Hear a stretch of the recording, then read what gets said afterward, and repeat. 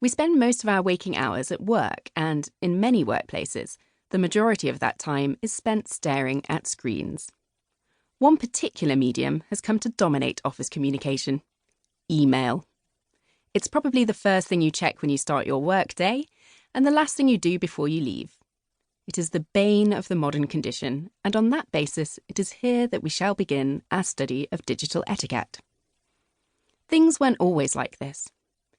Email has its roots way back before the internet as we know it, when American programmer Ray Tomlinson wrote some code that allowed users to send messages between computers on the ARPANET system, the precursor to today's internet, in the early 1970s. Tomlinson, who died in 2016, said he developed the system because it seemed like a neat idea, and maintained that the first emails he sent were so insignificant he had forgotten them. I'm sure we can all relate. It's undeniable that email has had a transformative effect on work culture. Without it, we'd never know the joy of working remotely, sharing ideas across continents, or passive-aggressively CCing the boss when dealing with an annoying colleague. But I think we can all agree that email is completely out of control. It no longer helps us do work, it is work.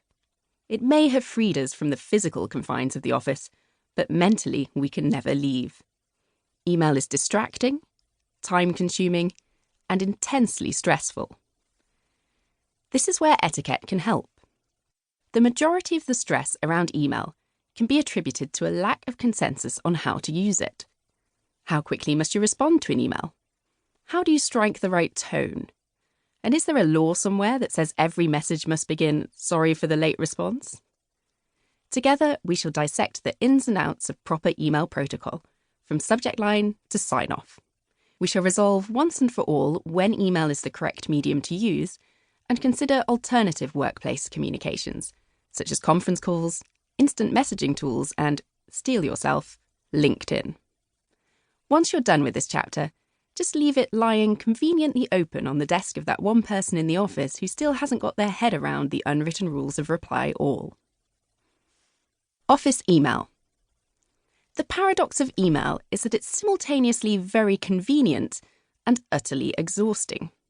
It's often the most expedient way of getting things done, and yet it just seems to take up so much time. If you're feeling the crunch, you're not alone. In one study presented at a conference in 2016, researchers asked 40 office workers to wear a heart rate monitor for 12 days and log their computer use during this time. The workers checked their email an average of 77 times a day and spent almost an hour and a half dealing with it. Sure enough, their heart data showed that the longer they spent on email within a given hour, the more stressed they were during that time. And the longer they spent on email each day, the less productive they felt they had been.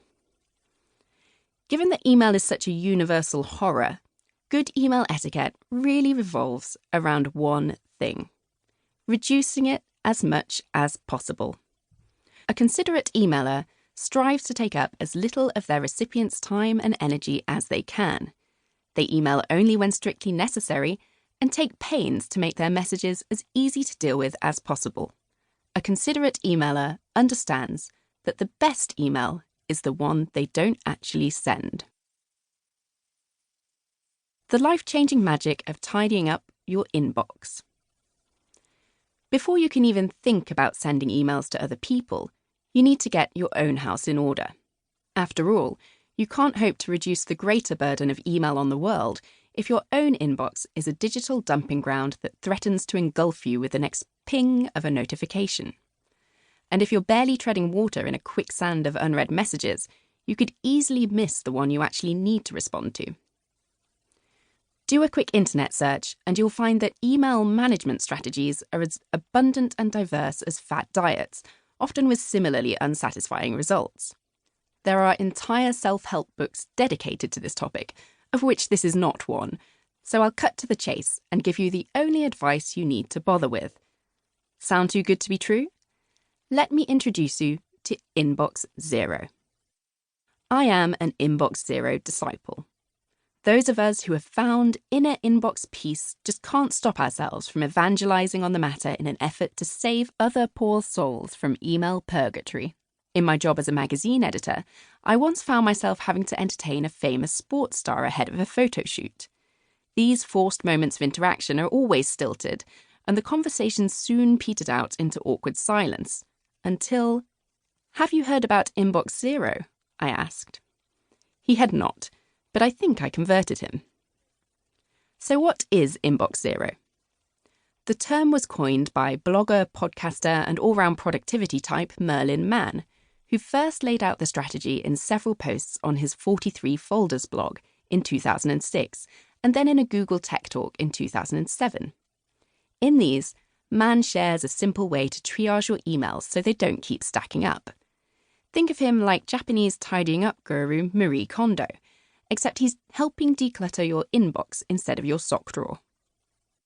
The driving idea of Inbox Zero is to keep your inbox empty by processing every email in some way as soon as you read it.